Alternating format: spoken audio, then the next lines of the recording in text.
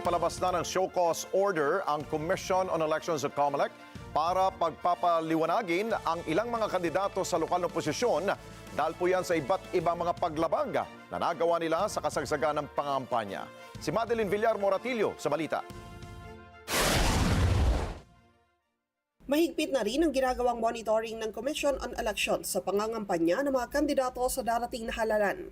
Ngayong araw, muling naglabas ng show cause order ang COMELEC para pagpaliwanagin ang ilang kandidato sa lokal na posisyon. Isa rito si Misamis Oriental Governor Peter Unabia na sa kanyang campaign rally ay nagsabi na dapat ay magagandang nursing student lang umano ang bigyan ng scholarship.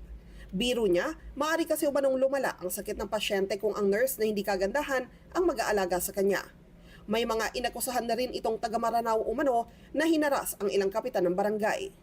Sa hiwalay na show cause order naman, pinagpapaliwanag rin ng poll body ang gubernatorial candidate sa Batangas na si Jay Ilagan. Dahil naman yan sa pagtawag na laos sa katunggali nito at paghahambing sa mga batang sikat na artista. Sinabi pa niyang na mahinga na umano ang ibang fans ng kanyang katunggali na isang dating artista. At sana po, matigil na at tumigil na doon sa mga pananalita na binibitawan. Sana po learning lesson ito sa lahat na hindi po pwedeng yung joke natin address sa iba ay hindi tayo responsible sa lahat ng ating ginagawa at sinasabi.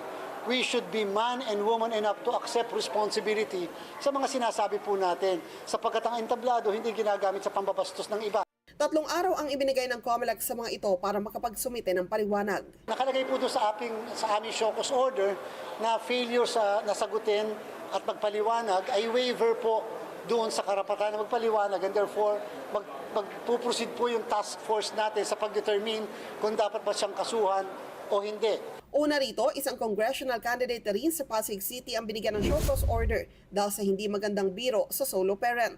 Sabi ni Garcia, imumungkahi niya sa Anbank na ideklara bilang safe spaces ang mga campaign rally, caucuses, polling places, precincts, canvassing centers at online election platforms. Madeline Villar Moratillo para sa Mata ng Agila. Matatag, matapang, matapat.